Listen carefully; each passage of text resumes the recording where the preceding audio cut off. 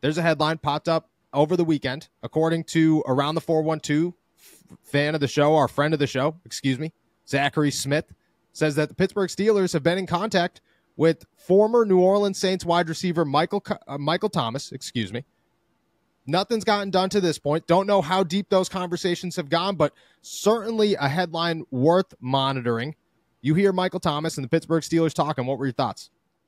My thoughts were I don't see much upside here. I think really the only upside is that he'd be cheap, and that's because he has been injury prone. He hasn't played a ton of games, only played 13 games over the past 3 seasons, 20 games over the past 4 seasons, missed an entire season with an injury.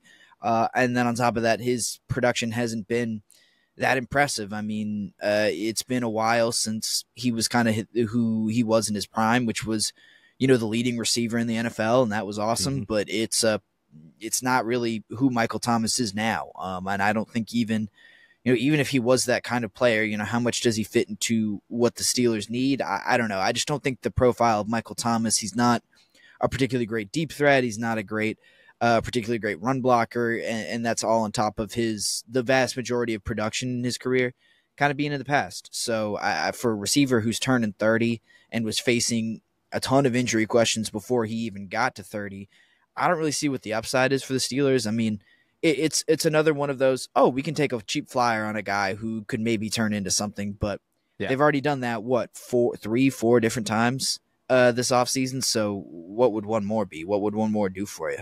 Yeah, I agree. I think if Michael Thomas was a guy where the production was down, it was like an Allen Robinson situation where the production is down, but he's still there. He's a reliable set of hands. He's a mentor. Okay. I get it. If that's going to be your last wide receiver 3 option, if this is just a guy to come in here and be the next Allen Robinson for a much cheaper deal, like I thought that made sense last year, even if he wasn't the most productive guy. The fact that he can't stay on the field, you're going to take a flyer on a guy that you're banking on most likely getting injured throughout the season, not being able to play a full year for you. It just doesn't make a ton of sense. If this was wide receiver 4 territory, if this was when the Steelers, who signed Gallup? Vegas? If this is Vegas signing Michael Gallup, where they already have their wide receiver core, there's no issues there, and this is just a depth piece, it makes a lot of sense. But in Pittsburgh, you're looking for a guy who's going to start. You're looking for a guy who's going to take the field every single down and be a contributor to this offense and take some of the pressure off of George Pickens and Roman Wilson. I just don't see a guy who's been injury prone being that dude. It just doesn't make a ton of sense to me. Again, if this is your second last edition, or if you're super high on Calvin Austin, like if the Steelers are Calvin Austin's our dude, he's going to be a menace. We fully expect him to have a breakout season. If that's where they stand, which I don't think that's where they stand. I don't know for certain, but I don't think that's where they stand. Then it makes a little bit of sense. But to bring a guy in who can't stay on the field more than 10 games in the most at 10 games in the last 4 years, you're looking at a guy who's too big of a risk to be a reliable set of hands and a piece to the offense that you need on the field. Right. And that would be the worst thing. Like, the production is the production, but if he could have done what he did last year, which was, 450 yards over 10 games, like I think you could have lived with that as long as he stayed on the field. But if he's only playing 10 games, starting 7, that's not really good enough for the Steelers. I feel like that's not reliable enough for a team that wants to make it pretty far in the postseason and is going to be leaning on rookies and young guys. Like if you're bringing in a veteran, he's got to be able to stay on the field. He's got to be consistent. He's got to be around. And that just hasn't been Michael Thomas for the past 4 years. I would believe, like I said, the only upside is that you could probably get him on a cheap deal. And I think there's a reason you'd be getting him on a cheap deal though. Exactly. And I'm going to keep tossing out there. Like if the Steelers are looking for a veteran to just come in here and be another Allen Robinson, which I'm not opposed to that. Like I think at this point in the offseason, if that's what you're working with, it's not the best case scenario. You could have definitely did better, but it's better than nothing. At some point, you just got to fill a hole. Hunter Renfrow makes a lot more sense than Michael Thomas. He's the name that you got to compare who's out there, who's left to who you're talking to. And, Hunter Renfrow's a guy that at least is going to stay on the field. He could pass block. He could run block. He could catch the football. He plays in the slot. Like he's not a superstar by no means anymore, but neither is Michael Thomas. So you just have to guess who's out there or compare who's out there with who the Steelers are negotiating with or in contact with or whoever. Michael Thomas just doesn't seem to be that guy. It doesn't seem to be an option that makes a lot of sense for the Pittsburgh Steelers. That being said, they've been making splash after splash this offseason, so it would not surprise me if in a week or a couple of days or whatever, we got a notification that said the Pittsburgh Steelers have agreed to a 1-year deal with former Saints wide receiver Michael Thomas, but I don't think it adds enough to the offense to feel reliable in this situation. I just don't. I don't think so. Let me ask you this, because I keep bringing up Hunter Renfrow, and I think that's a name. Is that a guy that, I don't know, at this point, at what point do you look at a guy like Hunter Renfrow, who is 28 years old, is coming off a not great seasons? He's got 1,000-yard year. The last 2 years he's played. He last year he played 17 games. The year before that he only played 10, but he's got a combined just over 500 yards, 2 touchdowns. Not really reliable when it comes to big statistics.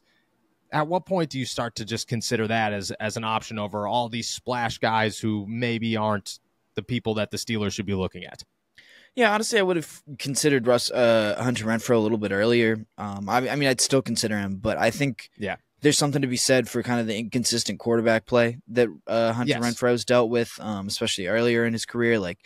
I think that there's still something there. I think he can still be a pretty reliable option, especially kind of in that intermediate, run some short routes, get some yards after the catch. I think Hunter Renfrow is capable of that. I think he could be a little bit of a safety valve for Russell Wilson this season.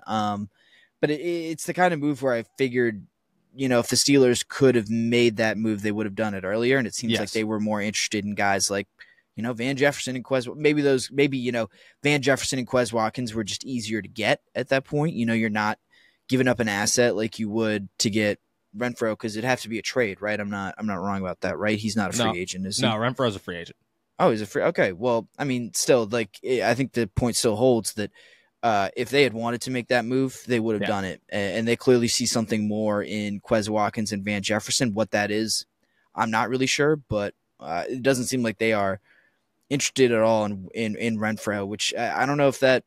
I would have at least been interested in him as a, hey, you've been there and done that before, at least at some point in your career. I think he has a little bit more on his resume than a Van Jefferson or a Quez Watkins. You can say something about their playoff experience, but I don't know. It's not like those guys were the driving engines behind, the Eagles in the playoffs or, the Rams when they won the Super Bowl. So Renfrow, I don't see how he's worse than any of those options. And in fact, I think he might even have a little bit of a higher ceiling than those two. If that's who you're comparing it to, them and Scotty Miller or something like that. Yeah. That's who I view it as. Is why are you taking flyers on guys who don't have it? At least Hunter Renfrow, maybe there's something there. Let me toss another name at you. Mecole Hardman, still free agent, 26 years old. Obviously really tough season last year with Kansas City and then the Jets.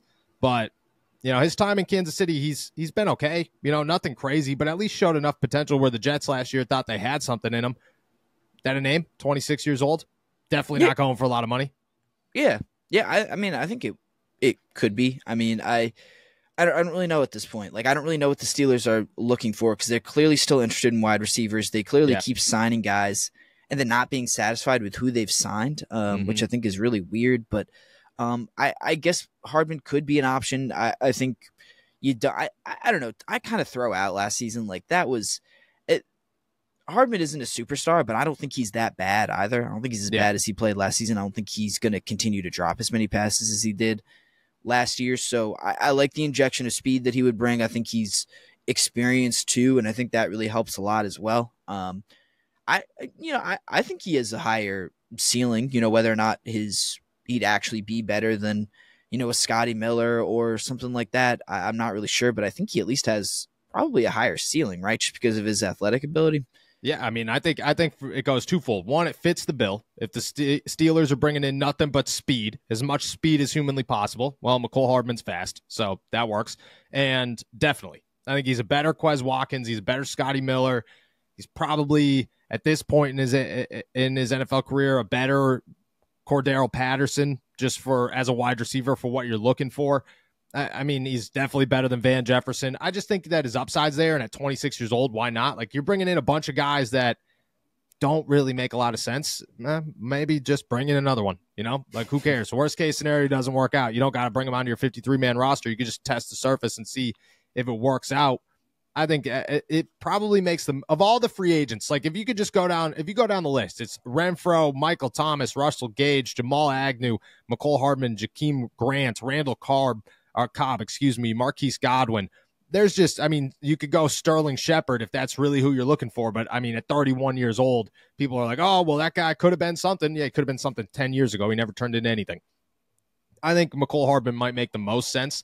I don't think any of them make a lot of sense, but I think that if we're just basing it off of the Steelers are just not satisfied yet, why not? Like, why not bring in the young guy with some potential?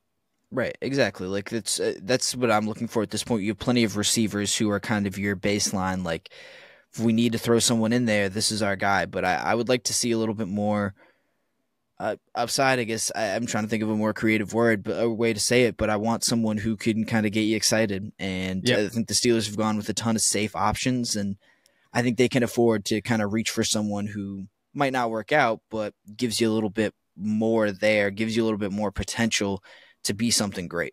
Yeah, I will say this, that I was gone away and I was hanging out with some buddies this weekend, and one of them, who is a Steelers fan, but a Steelers fan his whole life, he's like, yeah, I won't lie to you, I'm pretty excited about Scotty Miller. And I was like, okay. Why? I'm glad it worked. Like, I'm glad the Steelers got somebody, so maybe there's more out there. Who knows? But I was like, I didn't want to kill him. I was like, oh, that's nice. I hope he works I'm glad out. You're excited about him. Yeah, that's cool. Let's see what happens. So, I won't give you my opinion, but we'll see what happens. Yeah, cool.